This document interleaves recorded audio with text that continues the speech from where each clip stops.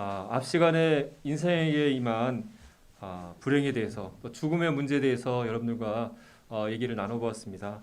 근데 하나님께서 여기까지만 알려주시고 더 이상 말씀을 안 하셨다 한다면 정말 우리의 절망인 거죠.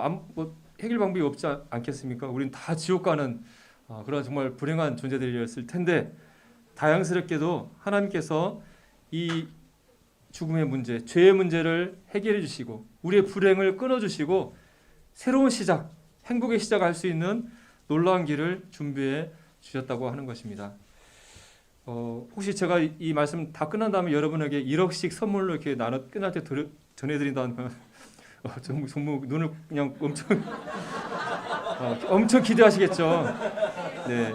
근데 이 시간이 끝난 다음에 1억이 아니라 10억보다도 더 놀라운 하나님의 선물을 여러분이 선물로 받아가시고 수 있기를 소원합니다. 앞 시간에 인생의 불행, 죽음, 또 심판의 이유가 인간이 하나님을 거역하고 마귀 말을 듣고 선악과를 따먹어서 죄를 지었기 때문이라고 말씀드렸습니다.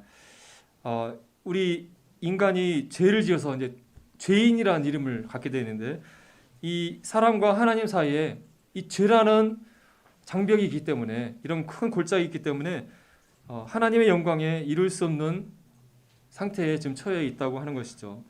여러분이 아직 예수 그리스도를 알지 못하고 믿지 못하고 있다 하면 하나님 사이와 여러분 사이에 뭐가 있습니까?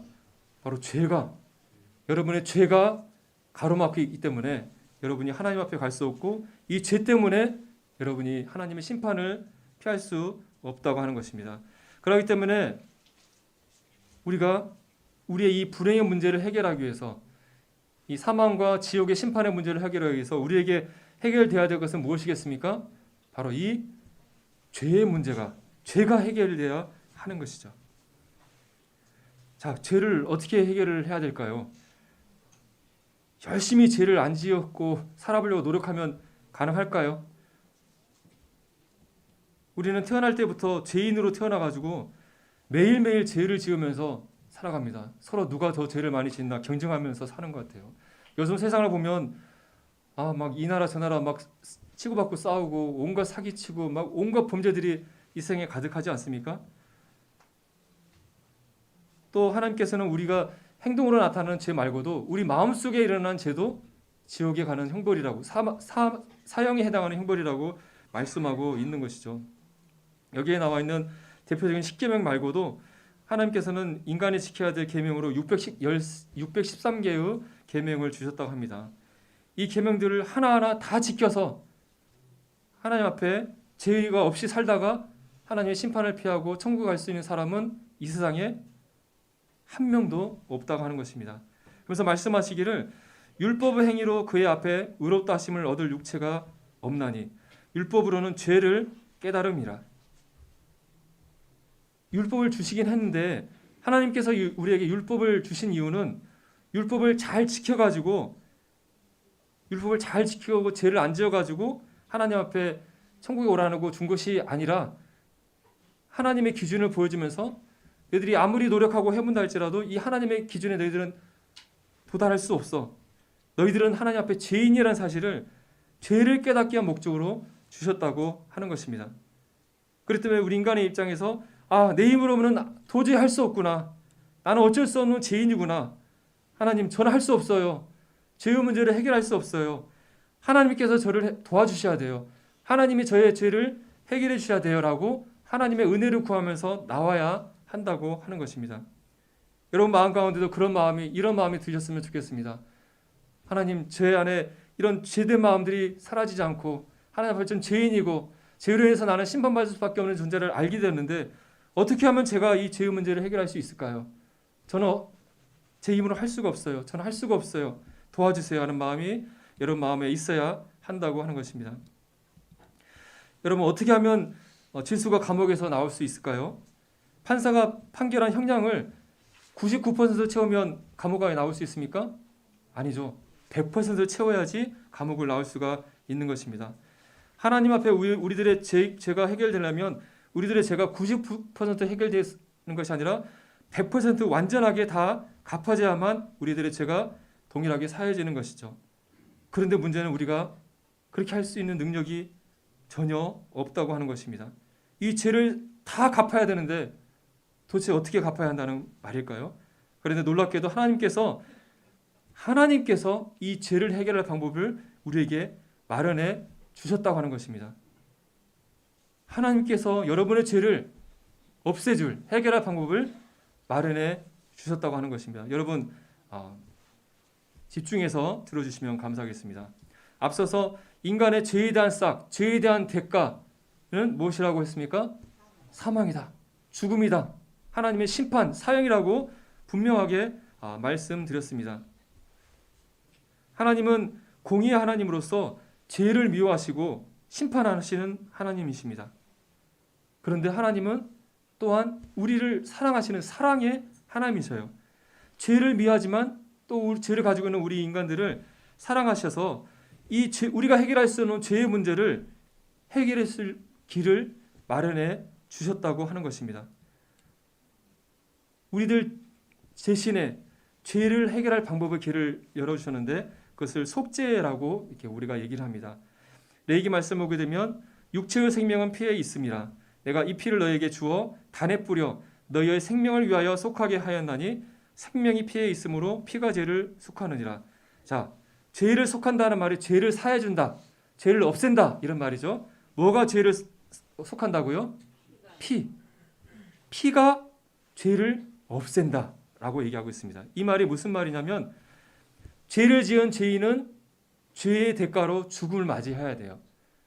그런데 하나님이 은혜를 베푸셔서 사람이 죄로 죽는 것이 아니라 일단 죄에 대한 값은 그 죄인이 죽어야 되는데 그 죄인 대신에 다른 대상이 죽게 하시고 그 대상이 대신 죽었을 때 이 사람의 죄값이 치러진 걸로 여겨주셨다고 하시는 것입니다. 그래서 대신 죽어주는 대상을 속죄 제물, 희생 제물이라고 얘기하는데 구약에서는 짐승, 염소나 양이나 송아지 이런 짐승을 가지고 죄 지은 그 죄인이 죽어야 되는데 죄인 대신에 짐승이 죽고 이 짐승이 죽었다는 의미로 이 짐승의 피를 하나님의 제단에 뿌리라고 얘기를 하고 있습니다.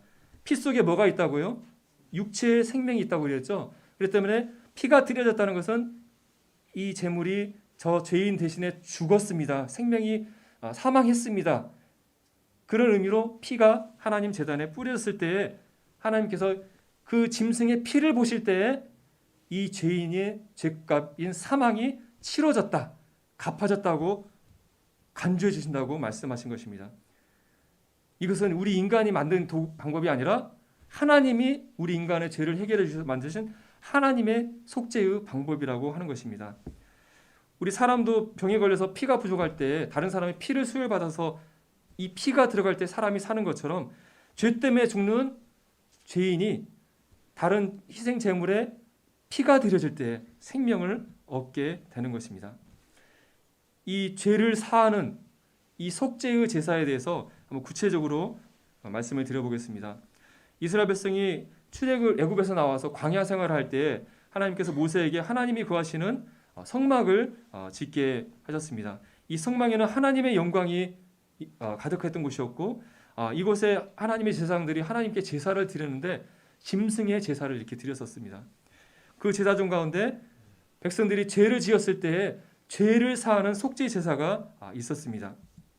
그래서 백성들 가운데 죄를 지은 사람이 이제 있어요. 여기 보니까 편명인의 하나가 여호와의 계명 중 하나라도 부지 중에 범하여 허물이 있었는데 누가 범한 죄를 누가 깨우쳐지면 이스라엘 백성들 가운데 백성들이 살면서 막 계명들을 어기면서 많이 살겠잖아요. 자신이 죄를 지으면 당연한 일이고 알지도 못하게 혹시 그 계명 중에 단 하나라도 혹시 모르는 가운데라도 죄를 지어서 허물이 있어서 누군가가 당신 그 계명 어겼어라고 알려준다 한다면 그 죄를 자신의 그 죄를 하나님 앞에 사하는 속죄 제사를 드려야 한다고 하는 것이죠. 이 범한 죄로 인해서 죄사는 사망이기 때문에 그 죄를 지은 사람이 원래는 죽어야 되지만 이때 죄를 짓게 되면 자신의 죄로 인해서 자기 대신 죽어줄 예물, 짐승을 가지고 이 하나님의 성막에 오는 것입니다.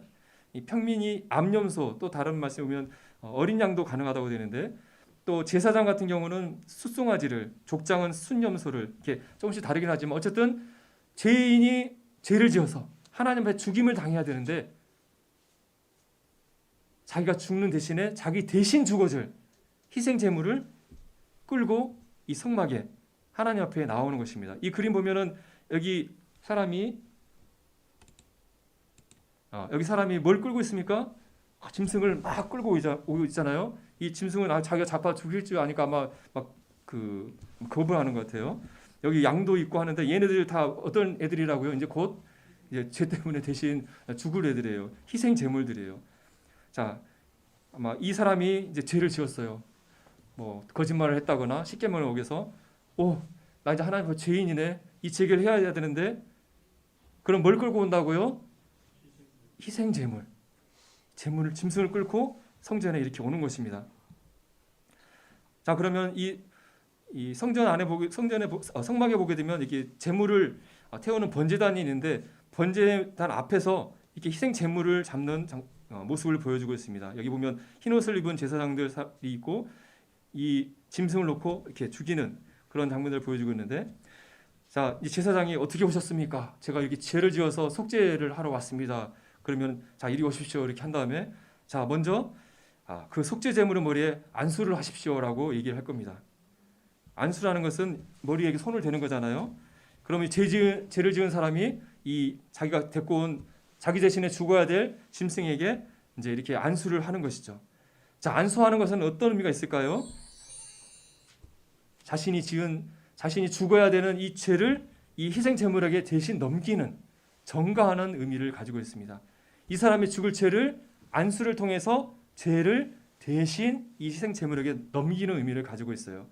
자, 그럼 안수를 했을 때 이 사람의 죄가 어디로 넘어갔습니까? 이 염소, 이 희생 제물에게 넘어가서 이제 이 짐승이 죄를 짊어진 거예요.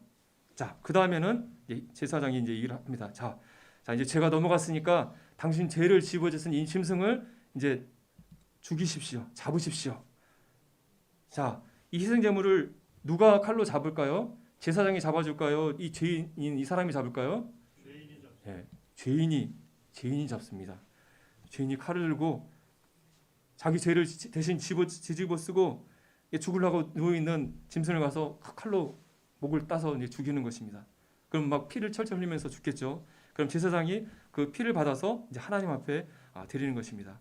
자, 이 사람이 이 짐승을 죽이면서 어떤 마음이 들을까요? 혹시 살아오시면서 이렇게 짐승을 죽여본 경험들이 한 번씩은 있으시지 않습니까? 네. 하여튼 뭐 개구리든 뭐든 하여튼 저도 이렇게 개구리 그런 걸 죽였던 경험이 있는데 기분이 굉장히 묘하더라고요. 아주 미물이지만 죽일 때 굉장히 섬뜩하고 좋지가 않았습니다. 근데 이 칼을 들고 자기 죄 때문에 대신 죽는 이 짐승을 목을 따면서 죽일 때 기분이 어떠했을까요? 그걸 따면서 하나님께서 정말 죄를 미워하시는가 보다. 죄의 값은 사망이구나. 그런 죄의 심각성을 생각하면서 하나님이 이 희생 제물을 주지 않았다 한다면 내가 이렇게 죽었을 텐데 하나님이 이런 길을 마련해서 얼마나 다행인가. 정말 하나님 감사합니다. 나 이제 죄를 지으면 안 되겠다. 이런 생각을 하면서 희생 제물을 칼을 목을 따서 죽일 것입니다. 그럼 제사장은 이 피를 받아서 여기 보면 그래다 피를 받았죠.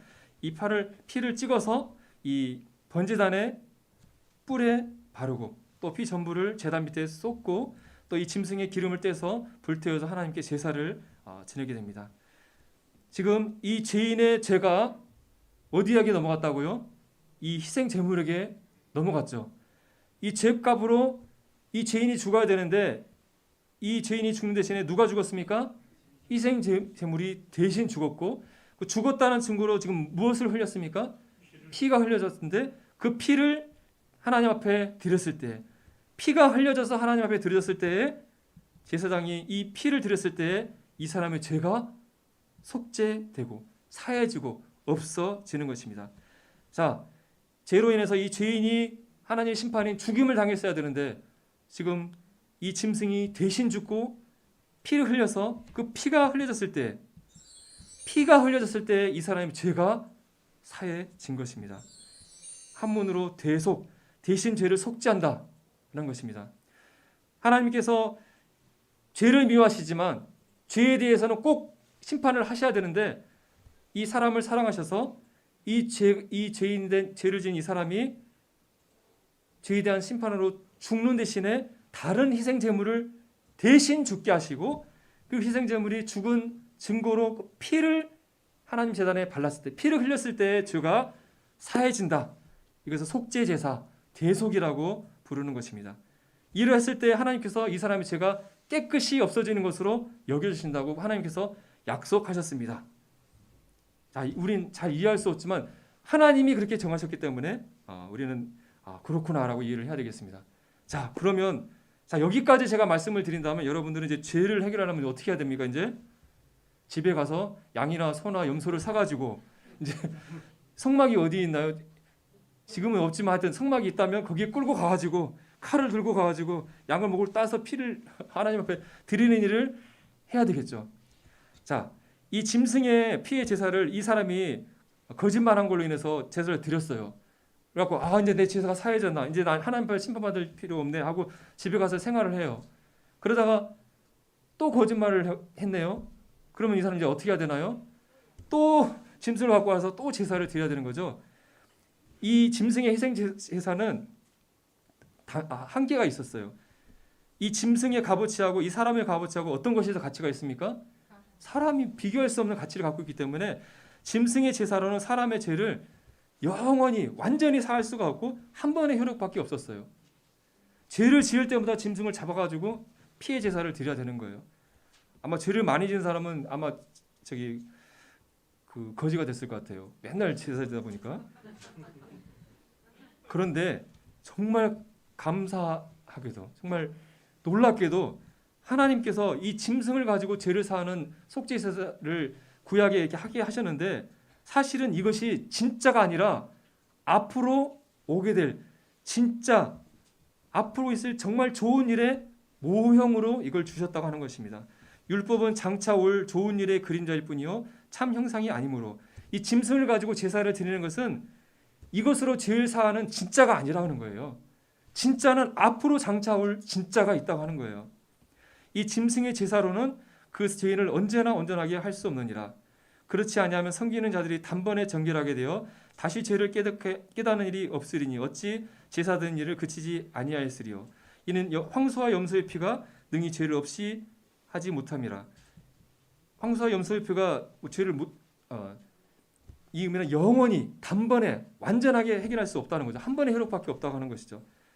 그래서 하나님께서는 이 짐승의 제사를 가지고 인간들의 죄를 사는 것을 원래 계획하셨던 것이 아니라 이 짐승의 제사는 앞으로 이런 일을 할 것이라는 맛보기였고 진짜 하나님께서 계획하신 인간의 죄를 사하는 완벽한 완전한 제물을 준비하셨다고 하는 것입니다. 그 제물은 무엇이었느냐? 이것은 하나님의 뜻은 뭐였냐면 이 짐승과 비교할 수 없는 인간들과 비교할 수 없는 하나님의 아들 예수 그리스도를 인간들 대신 죽게 하시고 피를 흘리게 하심으로 예수 그리스도를 피를 흘리게 함으로써 단 한 번의 제사로 완벽하게 인간의 죄를 사할 계획을 세우셨다고 하는 것입니다. 여러분 예수님이라고 얘기 많이 들어보셨죠? 올해가 지금 몇 년입니까? 2022년이 무슨 기준으로 2020년인지 아십니까? 예수님이 태어난 해로 기준을 하고 있어요. 예수님이 2022년 전에 이 땅에 오셨다고 하는 것입니다. 예수님이 이 땅에 오셨다고 하는 것은 성경에서만 얘기하는 것이 아니라 세계의 역사 모든 사람이 인정하는 사실입니다.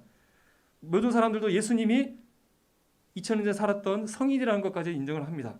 하지만 예수님은 단순한 사람이 아니라 하나님 자신이었고 하나님의 아들이었다고 하는 것입니다. 요한복음을 보게 되면 태초에 말씀이 계시니라. 이 말씀이 하나님과 함께 계셨으며 이 말씀은 곧 하나님이시르니라.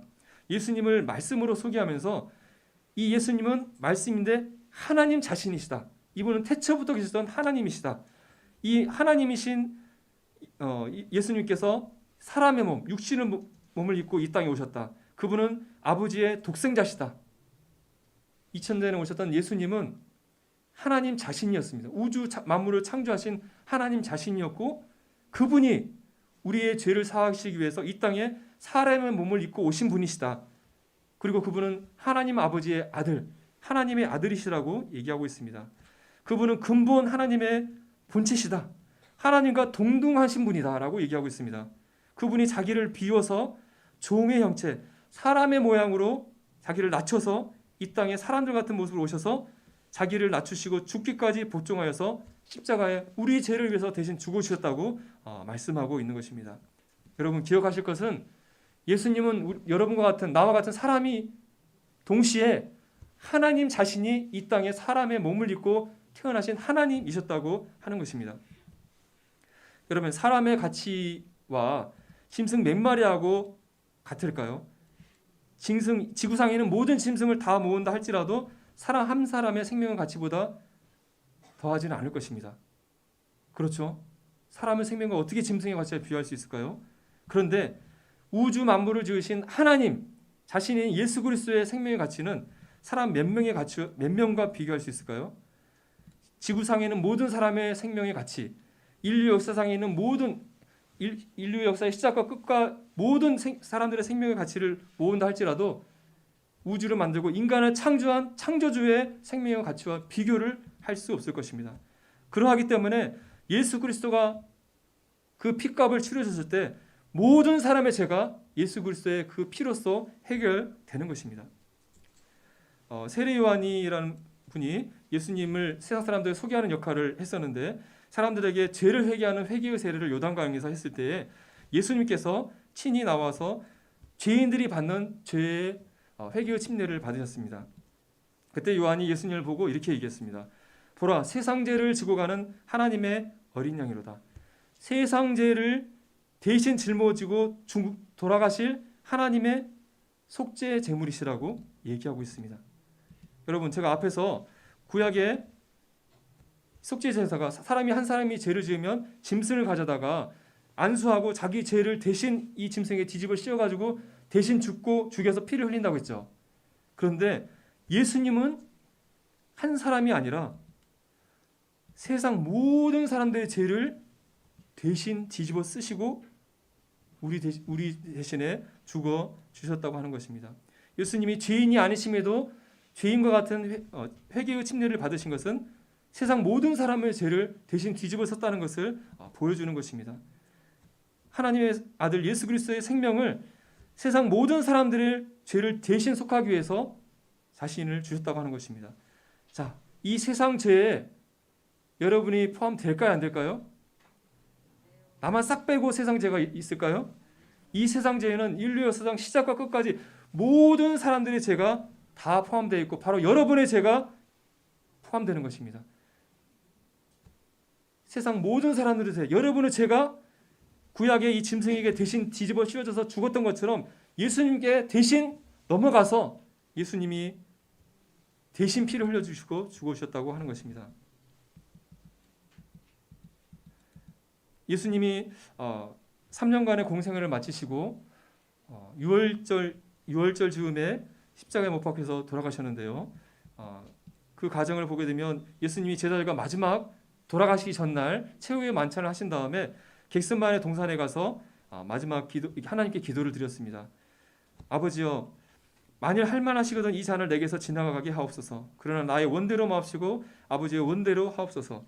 예수님이 이 땅에 우리들의 죄를 대신 짊어지시고 십자가에서 돌아가시기에 오셨습니다. 분명히 그 목적으로 오셨어요. 그런데 이 십자가의 이 고통이, 십자가의 괴로움이 얼마나 극심한지 십자가를 바로 눈앞에 이제 곧 십자가를 지셔야 되는데 하나님 아들이시고 하나님 자신임에도 불구하고 이 십자가가 지나가게 해달라고 하나님 아버지께 3번이나 간절히 간구하는 모습을 보게 됩니다. 하지만 나의 원대로 마시고 아버지의 원대로 해달라고 기도하시는 모습을 보게 됩니다. 이 십자가를 진다는 것은 결코 하나님 자신이 하나님이신 하나님의 아들이신 예수님께도 결코 쉬운 일이 아니었다고 하는 것이죠.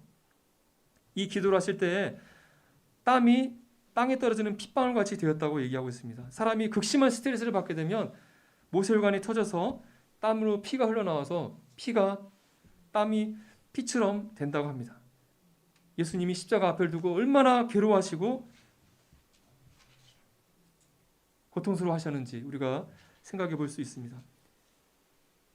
예수님은 하나님이시고 하나님 아들이시기 때문에 예수님이 원치 않는다면 십자가를 지지 않으셔도 돼요. 예수님이 겟세마네에서 잡혀서 이렇게 갔었는데 예수님 맘만 먹으면 너희들 죽어라 이렇게 하면은 순식간에 잡으러 온 사람들을 다 그냥 쓸어버릴 수 있는 창조주시거든요. 자신이 원하면 십자가를 지지 않으셨어도 불구하고 우리들을 사랑하셔서 우리들의 죄를 사해주기 위해서 그래서 바라시는 하나님 아버지의 뜻을 순종하기 위해서 하나님이 예수님께서 선택하셔서 원하셔서 십자가 앞에 나아가셨다는 사실을 생각해 보시기 바랍니다. 겟세마네 동산의 밤에 예수님을 붙잡아다가 밤새도록 대제사장의 집에서 대제사장들과 공회원들이 불법적인 재판을 했습니다. 거짓 증인들을 찾아다가 예수님을 죽일 증거들을 찾았지만 찾지 못했었습니다. 하지만 예수님이 하나님의 아들이라는 예수님의 그 진술 하나만으로 이건 신성 모독죄다, 죽어 마땅하다, 십자가에 죽어 마땅하다고 결론을 내리고 예수님을 결박하여 끌어서 아침 새벽에 로마 총독 빌라도에게 넘겨주게 됩니다. 빌라도도 아무리 신문을 해봐도 예수님을 죽일 만한 죄를 찾지 못해서 3번이나 내가 이 사람의 죽일 죄를 찾지 못했다, 내가 이 사람을 놓겠다 했지만 유대 지도자들에게 충동을 받은 군중들이 이 사람을 십자가에 못 박여 죽이십시오라고 외치는 요구가 너무나 많아서 밀란이 날까 봐서 빌라도가 예수님을 십자가에 죽도록 언도하게 됩니다. 예수님은 십자가에 못 박히시기 전에 순서에 따라서 채찍질을 당하시고 십자가에 못 박혀 돌아가시게 됩니다. 여러분, 예수님께서 채찍질을 당하셨는데요. 혹시 회초리나 몽둥이 그런 거 많이 맞아보셨죠? 많이 안 보죠. 예. 저희 학생 때만 하더라도 이게 많이 선생님한테 요즘은 안 그러잖아요. 많이 맞아. 아직 여기 나이 드신 분들은 이런 경험이 많으실 것 같은데. 근데 예수님이 당한 이 채찍질은 우리가 만난 그 회초리, 몽둥이질하고는 비교할 수 없는 목숨을 왔다 갔다 하는 정말 무시무시한 형벌이라는 것을 아십니까? 죄수를 빨가벗겨 놓고 이 기둥에 묶어 놓은 다음에 채찍질을 하는데요. 이 채찍이 우리가 아는 그런 채찍이 아니라 이 채찍에는 무거운 쇠구슬이 달려 있고 또 날카로운 짐승의 뼈 조각이 달려 있는 것입니다.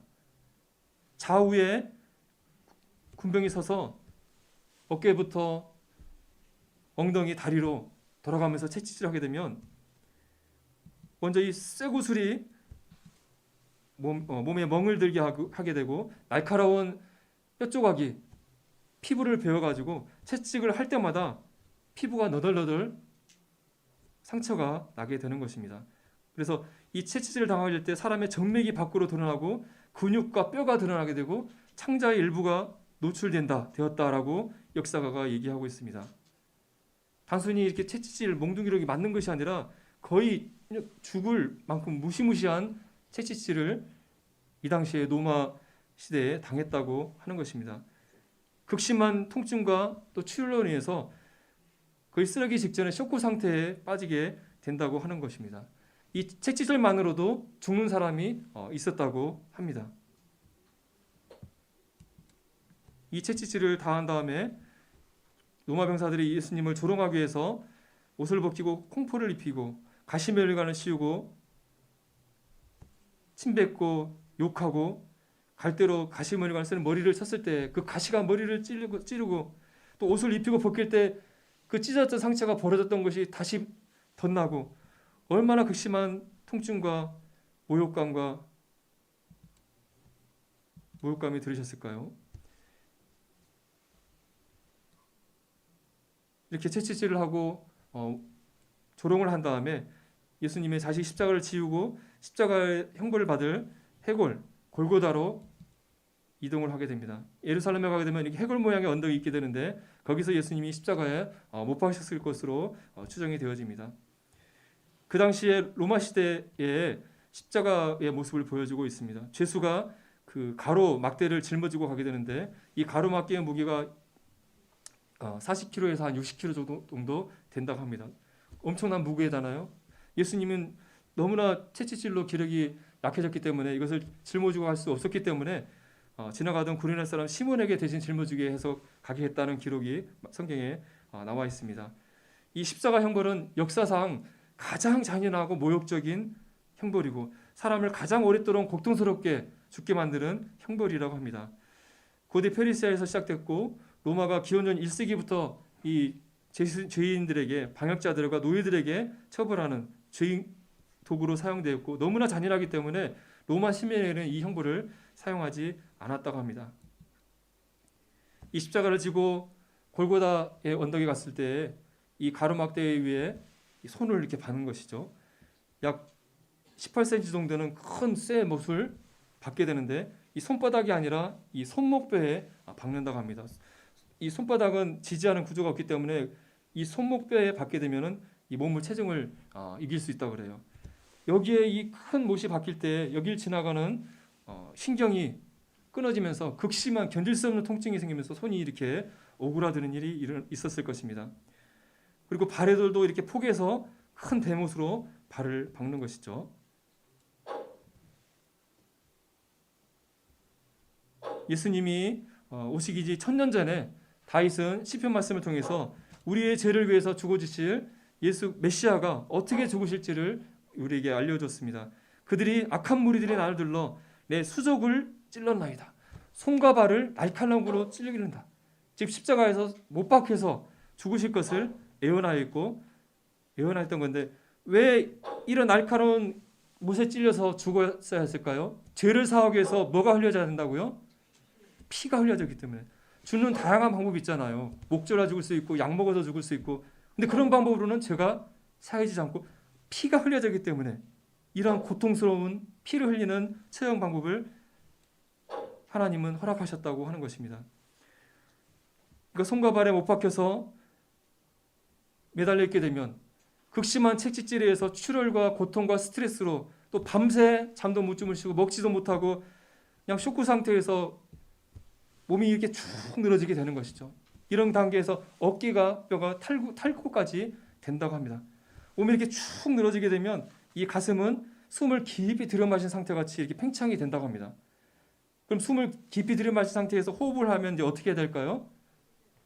흉곽이 오므려들어야 되는데 그렇게 하기 위해서는 이 못에 박힌 손에 힘을 줘서 못에 박힌 발에 힘을 줘서 몸을 조금이라도 위로 끌어당겨야지 가슴이 오므라지면서 숨이 뱉어지는 것이죠. 이때 등이 너덜너덜해진 등이 날카로운 거친 나무에 식가의 나무를 부딪힐 때 극심한 또 토항 통증이 전해졌을 것입니다. 처음에는 한두 번 이렇게 숨을 쉬다가 점점 지쳐가면서 마비되어 가면서 숨을 점점 못 쉬게 되면서 질식사에 빠져서 숨을 거두는 것이 십자가 형벌이라고 합니다. 예수님께서 죽으실 즈음에 엘리 엘리 라마 사박다니 나의 하나님 어찌하여 나를 버리셨나이까 라고 외치셨습니다. 십자가에 달리신 이 순간은 하나님의 아들이 아니라 바로 죄를 지은 죄인의 상태로 예수님이 하나님의 버림을 받고 죄에 대한 심판, 하나님의 진노가 하나님 앞에 쏟아지는 순간이었다고 하는 것입니다. 하나님 어찌하여 나를 버리셨나이까 외쳤다고 하는 것입니다. 바로 이러 하나님과 분리돼서 하나님의 진노 심판을 십자가에서 받아야 되기 때문에 그 전날 밤 하나님 앞에 땀이 피가 되도록 하나님 아버지 제발 이 십자가 안 지게 해달라고 하나님 앞에 간절히 기도드렸던 것입니다. 예수님이 숨을 거뒀을 때요, 다른 옆에 있는 제수들은 숨을 거두지 않았기 때문에 다리를 꺾어서 일찍 죽게 만들었는데 예수님은 채찍질이 너무 극심했기 때문에 6시간의 십자가에 달린 동안에 죽음을 이미 맞으셨습니다. 그래서 로마 군인이 확인 사살을 하기 위해서 옆구리를 창으로 찔렀습니다. 그랬더니 피와 물이 나왔습니다. 사람이 극심한 스트레스, 쇼크 상태가 되면 폐와 심장에 물이 차이가 되는데 그 물이 쏟아지고 심장에는 피가 터져나와서 흘러나왔고 십자가에 적셨을 것입니다. 여러분, 앞에서 구약의 이 속죄제사 때 죄를 사하기 위해서 짐승이 죽임을 당하고 짐승의 피가 흘렸었을 때 죄가 사해진다고 하나님께서 약속하셨는데, 이 짐승의 제사는 완전하지 않고 영원하지 않기 때문에 더 나은 제물을 준비하신다고 그러는데, 그 나은 제물이 하나님이신, 하나님의 아들이신 예수 그리스도였다는 것입니다. 이 예수 그리스도께서 우리가 받아야 될 죄의 형벌을 당하시면서 십자가에서 죽어주시고 그 몸에서 피가 쏟아져 나왔다고 하는 것입니다. 왜 이 피를 쏟으시면서 죽으셨을까요? 바로 우리 죄를 사하기 위해서. 피가 흘려졌을 때 우리 죄가 사해지기 때문에 십자가에서 피를 흘리시면서 죽어 주셨다고 하는 것입니다. 우리 영상 한번 보겠습니다.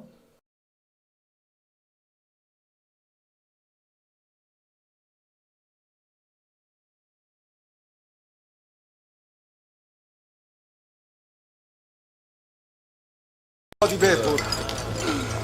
Prova e studia. Quale? Dimmi so Di farlo. benessere. Vlad.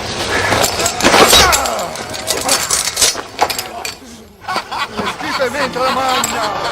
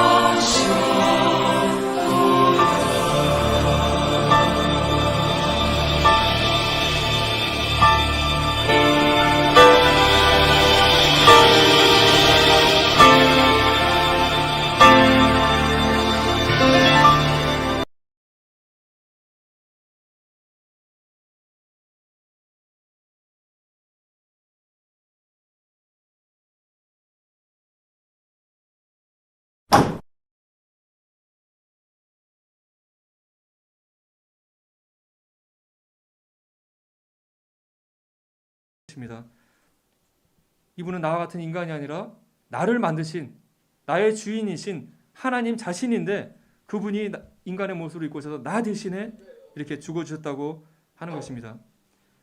여러분, 이 예수님을 누가 채찍질을 했습니까?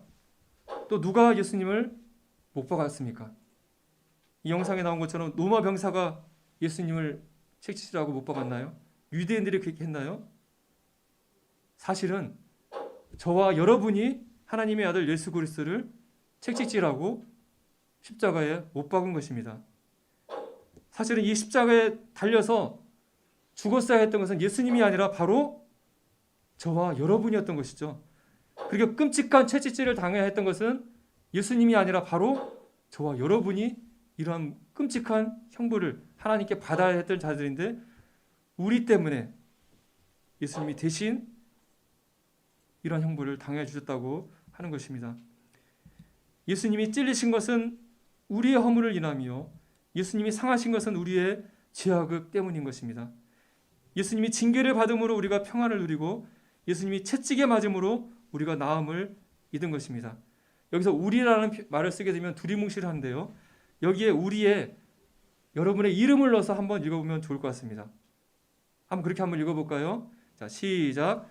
그가 찔림은 인석의 허물을 인하며 그가 상함은 인석의 죄악을 인함이라. 그가 징계를 받음으로 인석이가 평안을 누리고 그가 채찍에 맞음으로 인석이가 나음을 입었도다. 자, 예수님이 손과 발에 그 찔리시고 채찍질에 그래 상한 것은 누구 때문이라고요? 바로 여러분 때문에, 나 때문에 그런 거예요. 여러분을 살리기 위해서. 예수님은 나의 질고를, 질병과 고통을 대신 짊어지시고 나의 슬픔을 대신 당하기 위해서 그렇게 십자가 형벌을 당하셨던 것입니다. 하나님께서 우리 무리의 죄악을, 나의 죄악을 예수님께 대신 뒤집어 씌워서 나 대신에 내가 죽어야 할 그 자리에서 예수님을 죽게 하셨다고 하는 것입니다. 예수님이 십자가에서 돌아가셨을 때 성전의 휘장이 위에서부터 아래까지 찢어져 둘이 되는 기적 같은 일이 일어났습니다. 성전이라는 것은 성전 안에 언약궤가 있는 지성소와 성소를 구분하는 커튼인데 이것이 10cm 정도 두께로 사람 소가 끌어도 말이 끊어도 찢어지지 않을 만큼 단단하다고 합니다. 그런데 예수님의 육체가 십자가에서 찢어졌을 때에 우리를 하나님과 우리 사이를 가로막고 있는 죄가 사라진 것을 기념하기 위해서 하나님께서 친히 이 휘장을 위에서부터 아래로 찢으셨다고 하는 것입니다. 하나님과 인간을 가로막고 있는 이 죄의 벽이 사라졌다. 이제는 너희가 내 아들 예수의 피를 힘입어서 언제든지 나에게 올 수 있다라는 것을 보여주신 것입니다. 예수님께서 돌아가시기 직전에 이런 말씀을 하셨습니다. 다 이루었다. 다 이루었다 하시고 머리를 숙이시고 영원히 돌아가셨습니다. 다 이루었다. 헬라어 말로는 테텔레스테라는 단어라고 합니다. 다 이루었다는 표현은 왕이 적국을 다 정복한 다음에 하는 말이라고 합니다. 다 정복한 다음에 내가 정복을 다 끝냈다, 완성했다. 그런 의미를 갖고 또 한편으로는 그 당시에 이렇게 거래를 할 때 영수증에 쓰였던 단어로 지불 완료라는 의미를 가지고 있다고 합니다. 다 이루었다. 예수님께서 우리들의 죄를 사하는 하나님께서 맡겨주신 이 일을 내가 이제 다 끝냈다, 완성했다. 그리고 내가 십자가상에서 사람들의 모든 죄값을 다 치루었다, 다 갚았다 라고 선언하는 위대한 선언인 것입니다. 여러분의 죄값이 십자가상에서 어떻게 됐다고요? 다 지불 완료된 것입니다. 다 갚아져서 죄값이 다 없어진 것입니다. 예수님께서는 십자가에 죽으신 다음에 어떻게 되셨을까요? 예수님의 무덤이 지금 있을까요? 아닙니다. 예수님은 하나님의 아들이셨기 때문에 죽은 후에 다시 부활할 것을 예수님께서 말씀하셨고, 그래서 죽은 지 3일 만에 안식 후 다음날 아침에 여인들이 무덤을 갔을 때 천사가 있었고 무덤은 문이 열려 있었고 무덤은 비어 있었습니다. 천사들이 말하기를 그가 여기 계시지 않고 그가 말씀하신 대로 살아나셨느니라. 와서 그가 누우셨던 곳을 보라. 그 무덤은 텅 비어 있었어요. 예수님은 하나님 자신이기 때문에 죽음의 사망 권세 아래 머물러 있는 분이 아니셨어요. 사망을 이기시고 다시 부활하셔서 지금 현재 하나님 보좌 우편에 계시는 것입니다. 여러분, 죽은 자가 부활한다는 것이 가능한 일인가요? 인간으로서는 있을 수 없는, 말도 안 되는 일이지 않습니까? 그런데 어떻게 예수님이 부활한 이 일이, 믿지 않는 일이 지금 20세기까지 와서 사람들에게 증거되고 있을까요? 왜냐하면 예수님이 부활을 진짜로 하셨기 때문입니다. 여기 보니까 그가 고난받으신 후에 또한 그들에게 확실한 많은 증거로 친히 살아계심을 나타내사 40일 동안 그들에게 보이시며 하나님 나라의 일을 말씀하시니라. 예수님이 부활하신 것은요, 몰래 부활해가지고 한두 명에게 야, 나 부활했다, 잘 있어 하고 사라지신 게 아니란 거예요. 예수님 부활하신 다음에 40일 동안 이 땅에 계시면서 자신이 부활한 것을 수많은 사람들에게 확실한 증거로 보이셨다고 하는 것입니다. 12제자뿐만 아니라 500여 성도들에게, 제자들에게 자신이 부활한 것을 보이셨기 때문에, 예수님이 부활한 것을 너무나 확실하기 때문에 예수님의 제자들과 신자들은 예수님이 부활하셨고 예수님이 하나님의 아들이시고 우리의 구원자라는 사실을 목숨을 걸고 전했다고 하는 것입니다. 예수님이 부활했는지 안 하는지 누구보다 더 잘 아는 것은 예수님의 제자들이겠죠. 예수님이 잡히시는 날 제자들은 무서워서 다 도망가고 두려워 떨고 있었어요. 그런데 예수님이 부활의 몸으로 나타났을 때 그들은 예수님이 정말 하나님의 아들이시고 만왕의 왕이시라는 사실을 부활의 예수님을 접한 후에 확신하게 되고 전 생애를 들여서 예수님의 죽으심과 부활을 증거하고 죽음으로써 자기네 신앙을 지켰다고 하는 것입니다. 어떻게 부활하지도 않은 거짓 예수를 믿고 자신의 목숨을 드릴 수 있을까요? 그들의 순교는, 그들의 죽음은 예수님의 부활이 진실이라는 것을, 진짜라는 것을 증명하는 것입니다. 사도행전 17장 31절에 이는 정하신 사람으로 하여금 천하를 공의로 심판할 날을 작정하시고 이에 그를 죽은 자 가운데서 다시 살리신 것으로 모든 사람에게 믿을 만한 증거를 주셨습니다. 여러분, 예수님은 이제 천하를 공의로 심판하는 날에 심판왕으로 오셔서 모든 사람들을 심판하는 심판주로 오실 것입니다. 왕으로 오실 것입니다. 하나님께서는 예수님을 죽은 자 가운데서 다시 살리신 것으로서 부활로서 모든 사람들에게 예수님께서 하나님의 아들, 너희들의 구원자다, 너희들의 심판주라는 사실을 세상 모든 사람들에게 믿을 수 있는 증거로서 주셨다고 하는 것입니다. 예수님은 부활하셔서 지금 하나님 보좌 우편에 앉아 계시고 우주와 만물을 다스리는 왕으로 지금 일하고 계십니다. 이분은 만왕의 왕 심판주로서 이제 곧 이 세상에 다시 오실 것을 성경은 말하고 있습니다. 예수님이 다시 살아나셔서 죽은 자와 산 자의 이젠 주인, 왕이 되신 것입니다.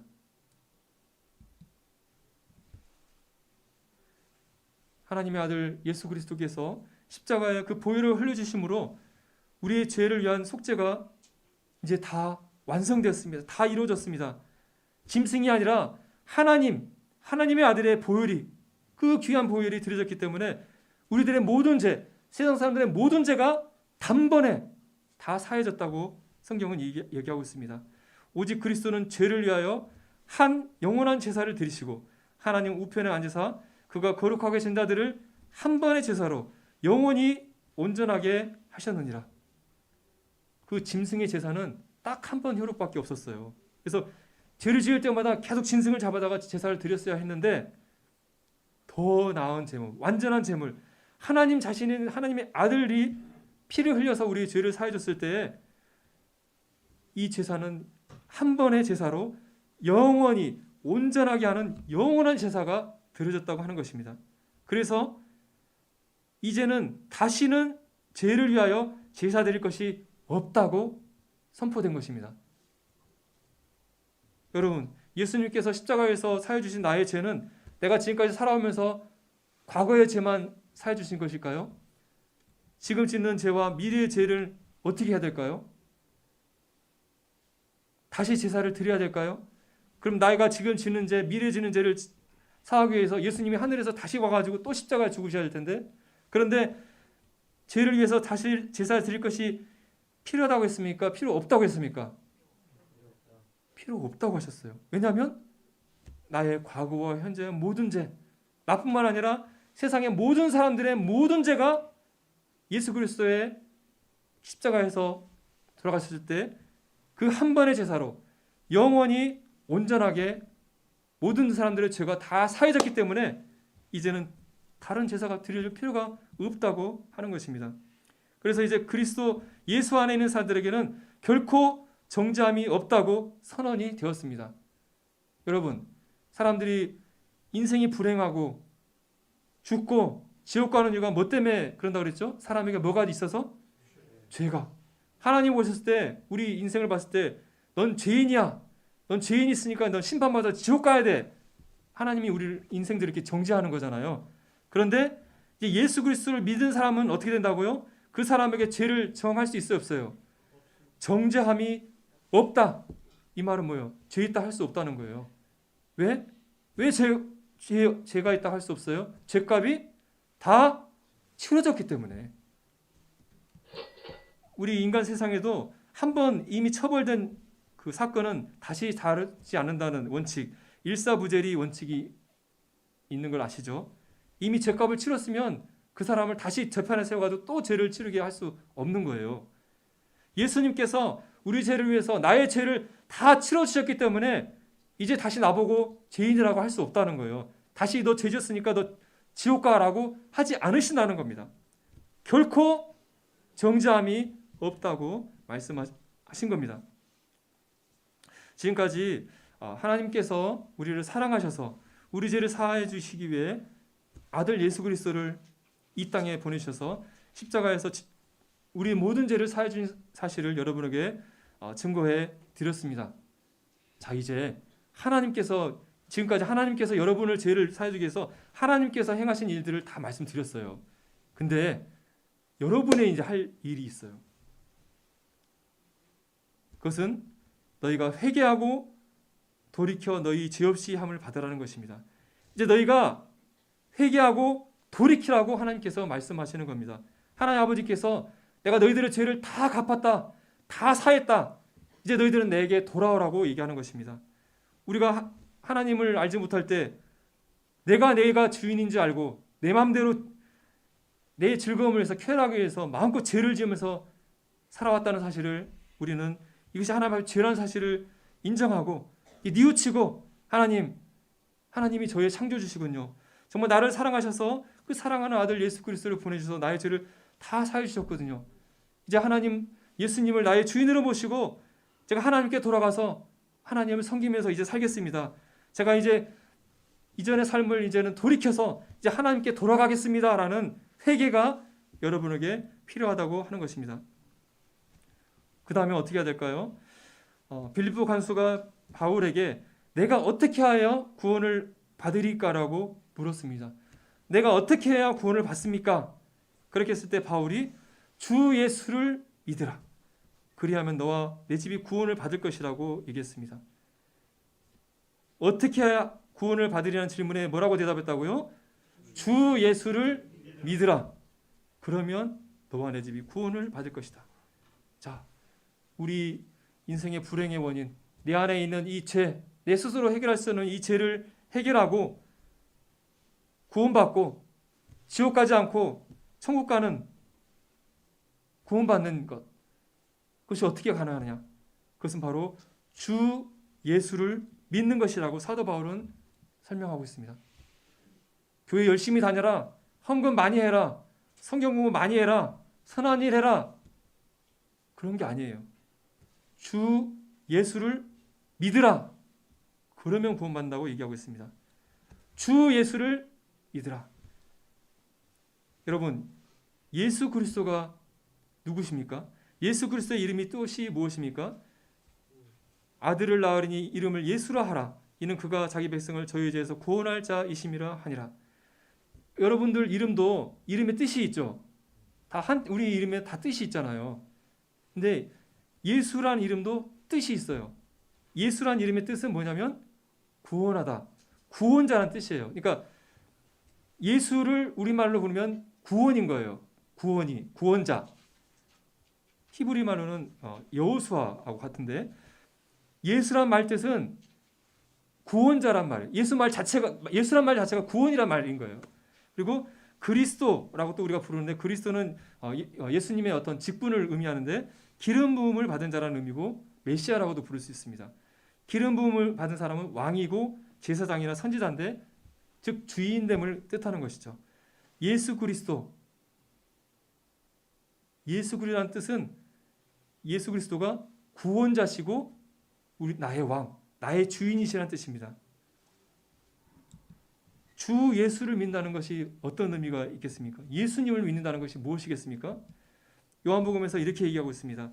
영접하는 자, 곧 그 이름을 믿는 자들에게는 하나님의 자녀가 되는 권세를 주셨으니, 하나님의 자녀가 된다는 것은 구원받고 죄사함 받고 지옥 가지 않고 마귀에서 해방되어져서 하나님의 자녀가 되어서 하나님이 계신 천국에서 영원토록 사는 영생을 누리는 삶을 하나님의 자녀가 되는 것이라고 말할 수 있을 것입니다. 즉 구원받는 거죠. 자, 구원받기 위해서는 뭘 해야 되느냐? 영접하는 자, 예수 그리스도를 영접하는 사람. 이 영접한다는 건 뭐냐면 그의 이름을 믿는 것이라고 이야기하고 있습니다. 자, 이걸 좀 풀어서 다시 한번 설명드리겠습니다. 그의 이름을 믿는 것이라고 그랬는데 그 이름의 뜻이 뭐라고 그랬습니까? 구원자시며 나의 주인이라는 뜻이죠. 쉽게 말해 구주라고 얘기할 수 있겠죠. 구원해 주신 나의 주인. 예수 그리스도의 그 이름의 뜻대로 예수님이 나의 모든 죄를 사해 주신 나의 구원자시고 나의 주인이라는 사실을 그냥 사실 그대로 믿는 것, 그것이 구원받는 것이라고 하는 것입니다. 그리고 이 예수 그리스도, 주 예수를 내 마음속에 모셔드리는 것입니다.